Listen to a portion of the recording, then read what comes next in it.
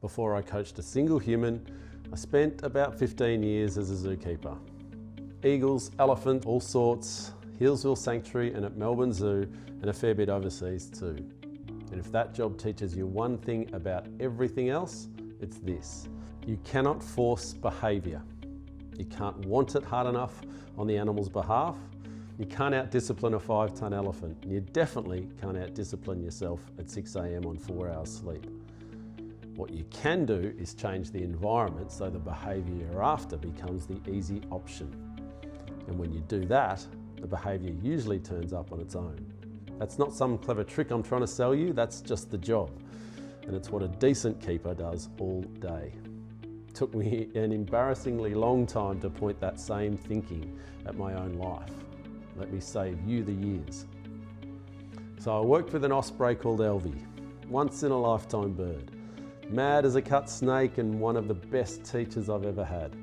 If you don't know ospreys, here's the party trick. They hover 30, 40 metres up, spot a fish under the surface and drop out of the sky like a stone. Feet first, straight into the water, up and out with the fish in their talons. It's one of the most spectacular things you'll ever see. Alvey was part of the Birds of Prey show at Healesville Sanctuary, and I badly wanted the crowd to see that.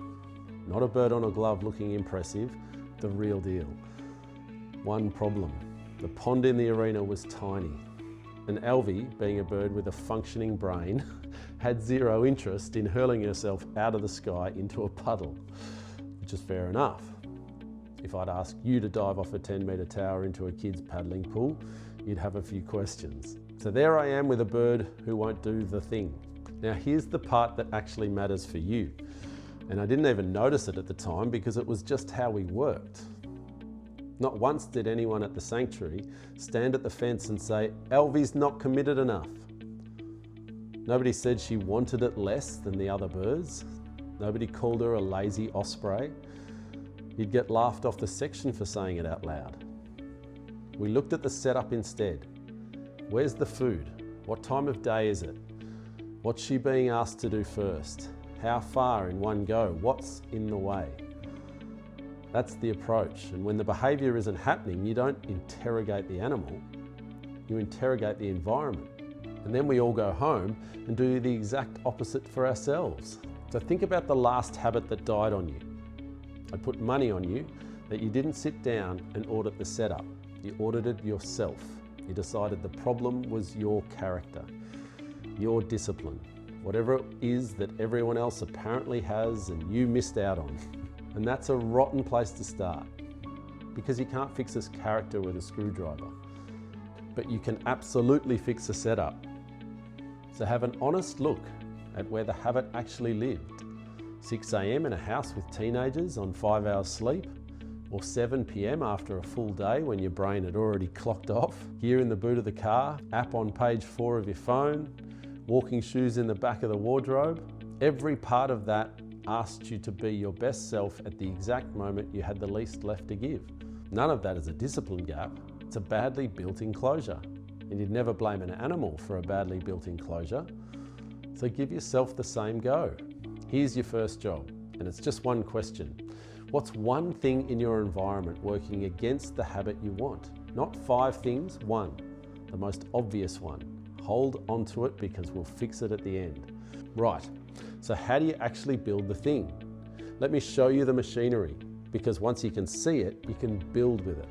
Quick credit here, a lot of what I'm about to give you, the small stuff especially, comes straight out of James Clear's book, Atomic Habits. If you haven't read it, go and read it.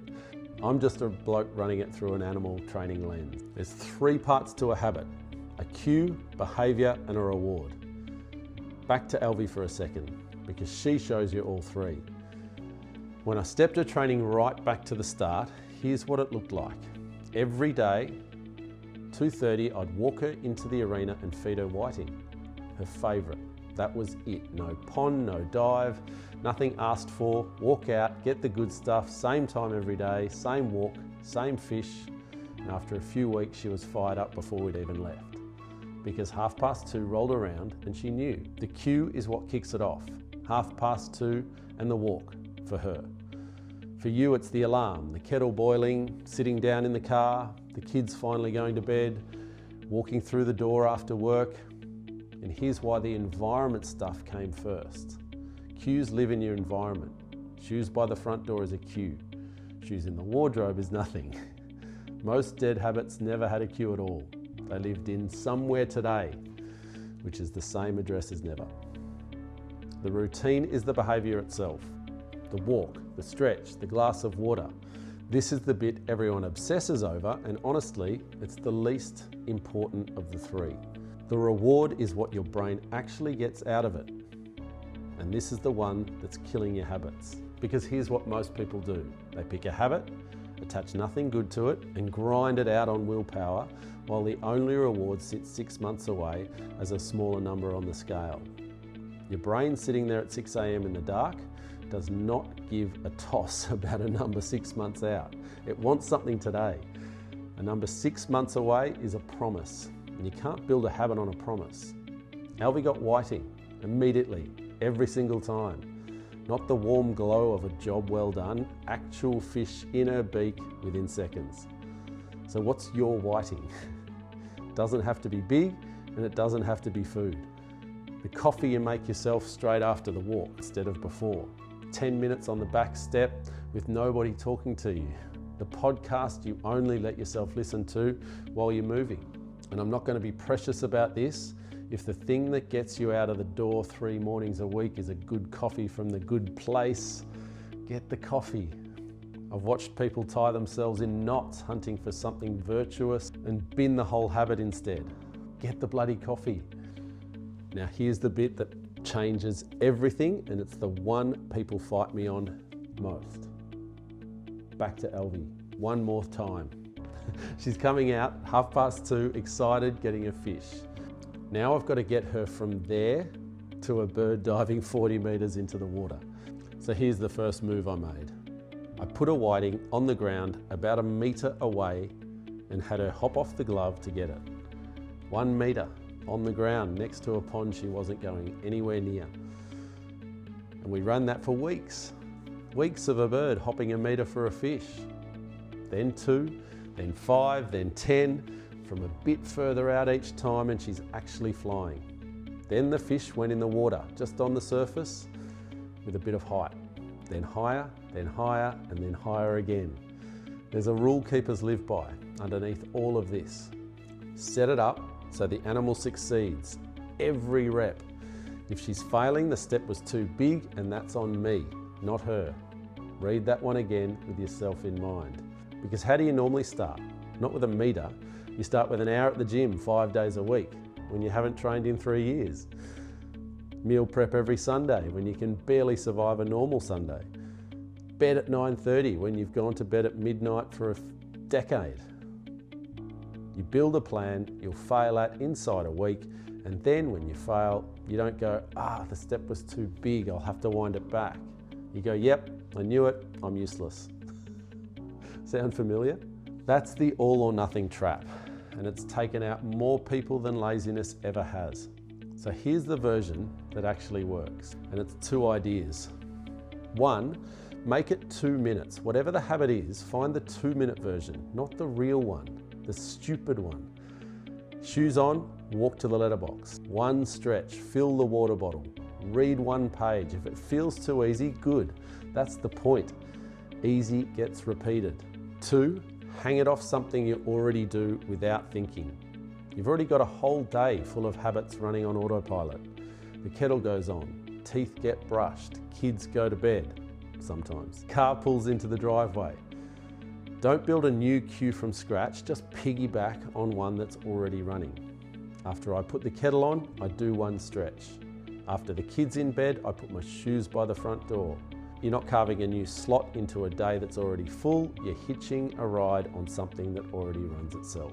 I know the objection, 2 minutes isn't enough to change anything, right? And in theory, you're right, 2 minutes of stretching isn't going to rebuild your back, but 2 minutes done 90 times is a completely different animal.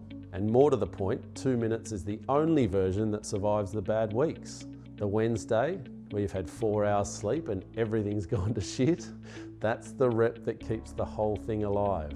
The good weeks are never the problem. And here's the part that ties all of it together. Go and look at the person you're trying to become. Whatever that is for you, it doesn't have a time on it. Someone who shows up doesn't say for how long. A 5-minute walk is proof you showed up. A 2-minute stretch is proof you showed up. Every rep is a little bit of evidence that you are the sort of person who's doing the thing. That's what you're actually building here. The fitness, the weight, whatever you're chasing, that's a side effect of the evidence. So how did I go with Alvey? 3 months from that first 1 metre hop, she was flying 30 or 40 metres above a full arena. I'd throw the whiting in the pond, she'd fold up and drop out of the sky like a missile, hit the water, come up with the fish, fly off, eat it, and come back to the glove, ready to go again. The crowd lost their minds every single time. She became one of the stars of that show and still is today. It's one of the proudest things I've been a part of in 20 odd years. But notice how we got there. Nobody wrote 40 metre dive on a whiteboard on day one and then went looking for the discipline to make it happen. We never once worked on the dive. We worked on a bird hopping a metre for a fish, and then 2, and then 5. The dive turned up on its own once everything underneath it was built. So why don't you get the exact same deal? So let me hand you the whole thing right now for free. This is what I take my community through, and I'm not going to hide it behind a paywall because it only works if you actually do it. Pick 1 or 2 habits, not 6. I know you want 6. Everyone wants 6. 6 is how you end up with none by the end of the month. 1 or 2 that you do beats 6 that you abandon every time. For each one, 4 things. A cue, something you already do, ideally, rather than a time. Write it as a sentence. After I put the kettle on, I will do 1 stretch. If you can't name the cue, you haven't got a habit yet. You've got a wish. 2, a 2-minute version. The embarrassingly small one. That's your actual commitment, not a backup for bad days. The small one is the habit. 3, an environment fix. That one thing you found earlier that's working against you, sort it out. Physically move something today, not when you've got a spare afternoon, because none of us have a spare afternoon. Shoes at the front door. Phone charging in the kitchen instead of the bedside table. Good food at eye level. Rubbish food 3 shelves down. And 4, that's 4, something good, a reward attached to the thing. Be honest about that, what it actually is for you, not what looks good written down. And then write the whole lot somewhere you'll actually see it. On the fridge, mirror, phone lock screen, not buried in an app you'll stop opening by Thursday. And then run them. And when one of them falls over, which they will, probably inside a fortnight, you'll already know what to do. You don't stand at the fence and blame the bird. You look at the setup. Was there a cue? Was the step too big? Was there anything good attached to it? Was something in the way? And you wind it back 1 metre and you go again. You're allowed to do this as many times as you need to. Everyone who's ever built anything did exactly that. They just don't talk about the winding back part. That's the lot. One idea really. You don't discipline your way into a habit. You design your way into one. Environment over willpower every single time. If you want to build on this properly with actual support around your real life and not some fantasy version of it, that's what I do inside Rebuild with Tully. The link's in the description, come and check it out. If you just take those 4 things and the 2-minute rule and never speak to me again, honestly, good on you. Go and use it. Alvey says hello.